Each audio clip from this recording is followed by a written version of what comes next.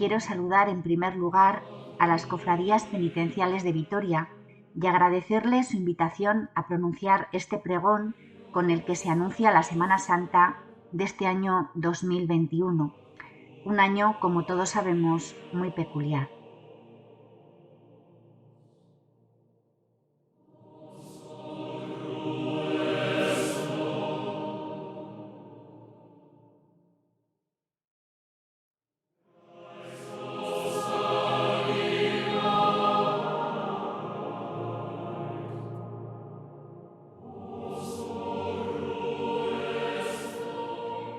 Dentro de unos días celebraremos la Semana Santa. La pandemia que seguimos padeciendo va a influir en la forma en la que la vivamos este año. No estamos en la misma situación que el año pasado. Hace un año nos encontrábamos en pleno confinamiento, con todo enormemente reducido. Apenas podíamos salir de casa, no hubo ninguna actividad de culto. Este año estamos un poco mejor, pero tampoco podemos hacer lo que estábamos habituados a hacer. A los cristianos nos afecta como a todo el mundo. No podemos viajar como quisiéramos, en muchos casos no podemos tampoco visitar a nuestra familia, visitar amigos, pero además tampoco podemos celebrar estos días como solíamos hacerlo. A las cofradías os afecta muy especialmente al no poder hacer muchos de los actos habituales entre vosotros.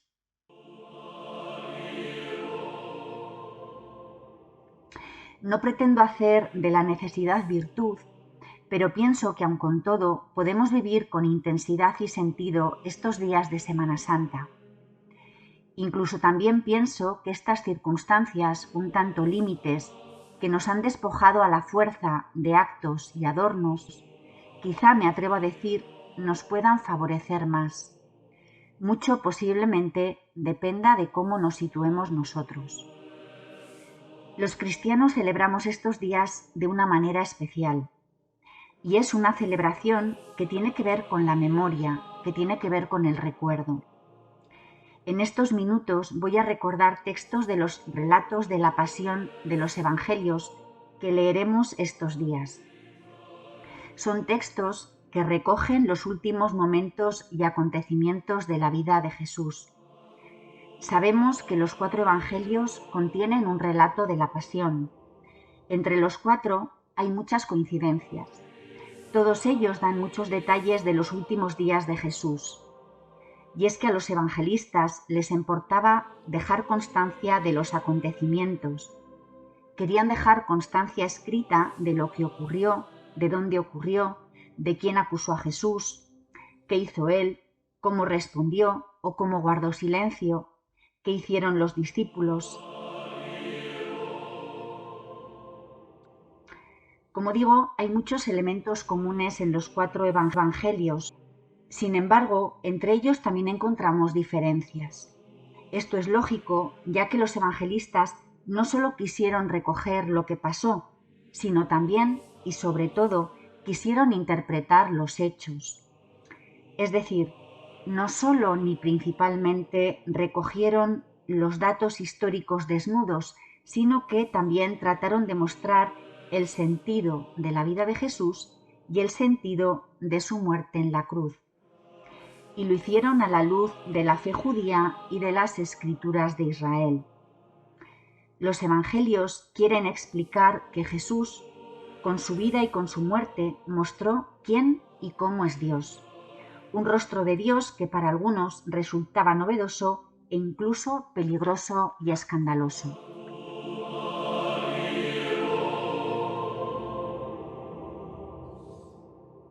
Nos viene bien recordar que los evangelios tuvieron en su origen un sentido reivindicativo y subversivo no pequeño, ya que generalmente tendemos a domesticarlos. Y al domesticarlos les quitamos su esencia más crítica. Los evangelios son un canto a que es posible otra manera de entender la vida, el mundo, las relaciones, la religión, incluso a Dios. Una manera más humana, más igualitaria, más justa, más acogedora, más inclusiva.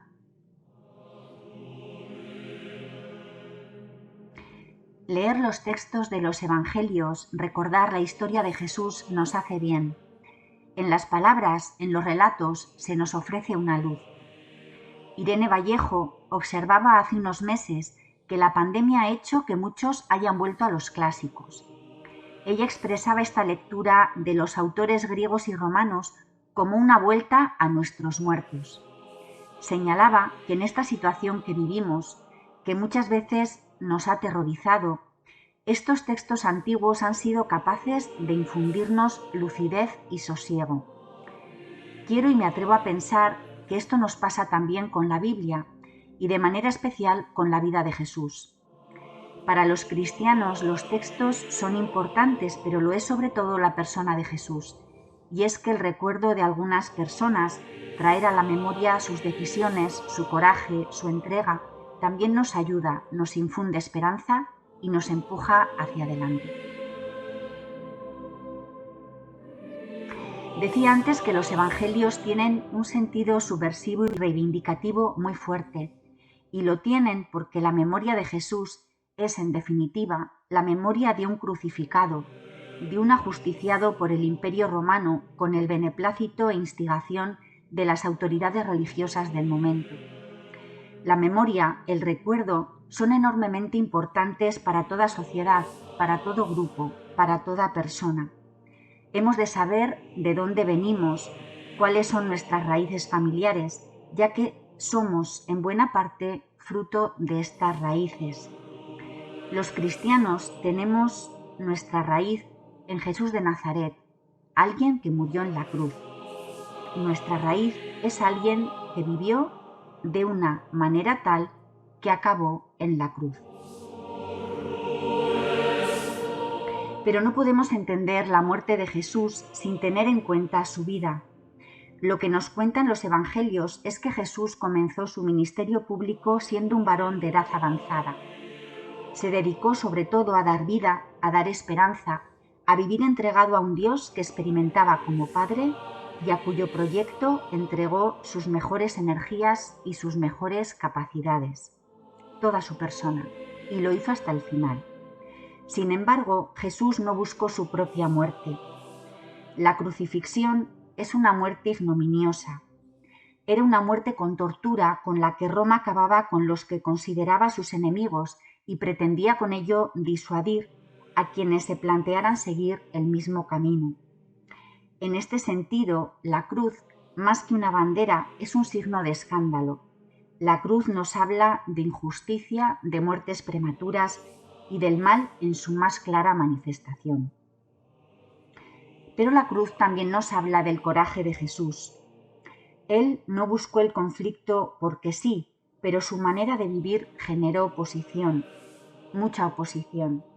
Sus opciones suscitaron preguntas, incomodidades, rechazo. Al final tuvo que enfrentarse a los poderes políticos y religiosos que se resistían a ser cuestionados y a cambiar. Para estos poderes había muchos intereses en juego, intereses de poder, económicos. Esto sigue pasando hoy a mayor o menor escala, y es que la historia se repite. Hay un dicho de Jesús en Lucas 12 que expresa muy bien la oposición que suscitó Jesús. El dicho se refiere al ámbito familiar, pero sabemos que originó conflictos en otros planos. Dice así: ¿creéis que estoy aquí para dar paz a la tierra? No, os lo aseguro, sino división. Porque desde ahora habrá 5 en una casa y estarán divididos, 3 contra 2 y 2 contra 3. Estarán divididos el padre contra el hijo y el hijo contra el padre, la madre contra la hija y la hija contra la madre, la suegra contra la nuera y la nuera contra la suegra.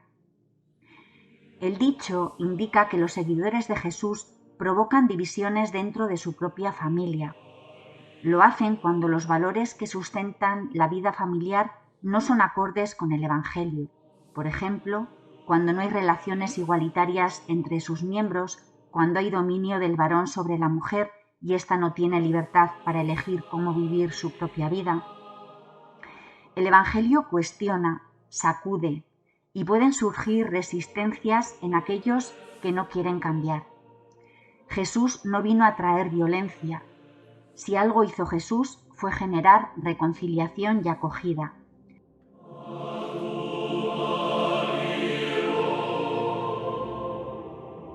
Sin embargo, su modo de vivir y el modo de vida adoptado por sus seguidores no dejaba a nadie indiferente. Jesús y los suyos suscitaron amores y odios, filias y fobias, nunca indiferencia. El Evangelio tiene incidencia e implicaciones en el plano personal de la propia vida, pero también en el plano social y político. Si no lo tiene, posiblemente es porque lo hemos domesticado, lo hemos maquillado y lo hemos adaptado a nuestros propios intereses y comodidad. Entre otras cosas, el Evangelio nos debe hacer volver la mirada al lado menos brillante de la historia. Hay una expresión hermosa de Christian Bobin que leo literalmente y que se refiere a esta presencia de Dios en los reversos y en los márgenes. Dice así: durante siglos se pensó que Dios se mantenía, pálido y silencioso, cerca de los que no poseían ningún bien. Esa forma de pensar le prestaba a la pobreza una vibración como de icono. Iluminaba como una llama colocada detrás de una flor. Hoy día ya no se piensa así, y no hay palabra alguna para expresar esa presencia infatigable del amor. Dios, lo mismo que los pobres, ha caído en el olvido.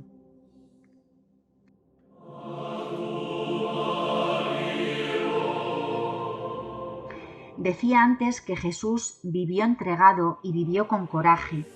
Sin embargo, los evangelios nos lo presentan también como alguien vulnerable y frágil. En algunos textos vemos que tuvo que luchar consigo mismo, que tuvo que elegir y que necesitó la compañía de los demás, necesitó la amistad y el amor, que fue un hombre, en definitiva, como todos nosotros y nosotras, que gozó, pero también sufrió. En el Evangelio de Marcos, en la escena de la oración del huerto de Getsemaní, se nos dice así: toma consigo a Pedro, Santiago y Juan, y comenzó a sentir pavor y angustia, y les dice: mi alma está triste hasta el punto de morir, quedaos aquí y velad.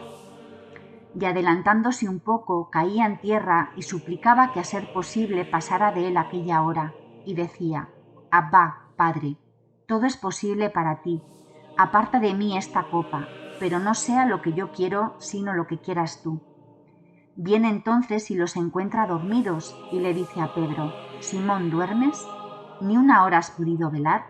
Velad y orad para que no caigáis en tentación, que el espíritu está pronto, pero la carne es débil. Getsemaní nos recuerda que nuestro origen no está en alguien omnipotente, un superhéroe que no conoce el miedo. Los varones y las mujeres de todos los tiempos experimentamos el miedo. Nos asusta vernos separados de quienes queremos o tememos perderles. Sentimos debilidad, nos cuesta la soledad, nos acongojamos. Saber que incluso Jesús pasó por lo mismo nos permite decir que no pasa nada por ser así. Podemos acoger que somos así. Nadie nos pide que seamos superhéroes.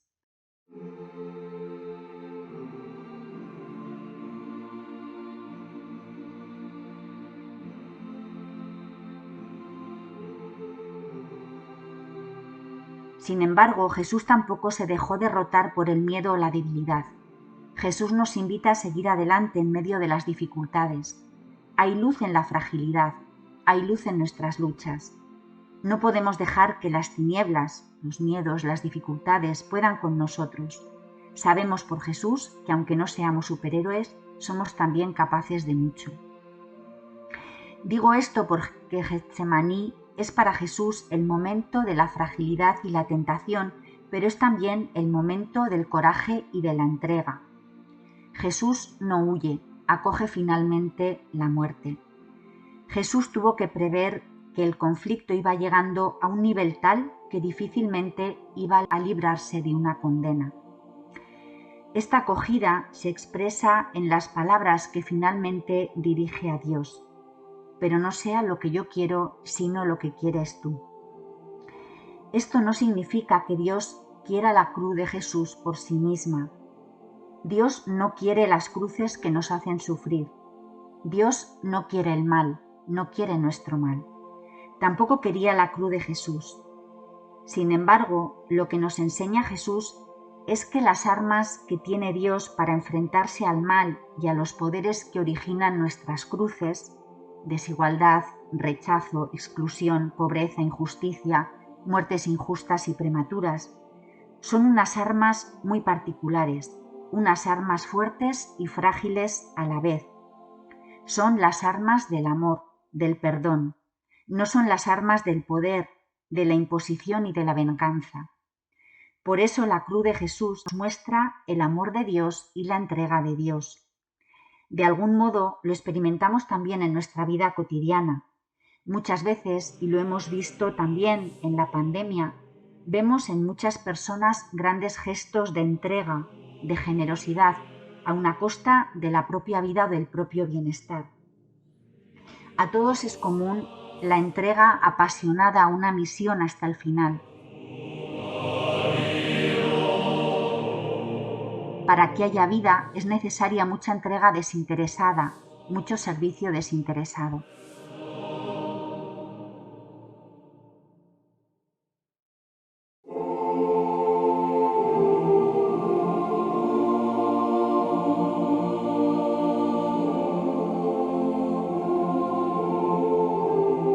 Con estas palabras termino. Me gustaría que la celebración de estos días de Semana Santa nos traiga a todos paz, reconciliación y también empuje, coraje y esperanza. Que podamos salir de nosotros mismos y creemos vida en nuestro entorno, vida como confianza, perdón, cuidado, acogida, apoyo y solidaridad.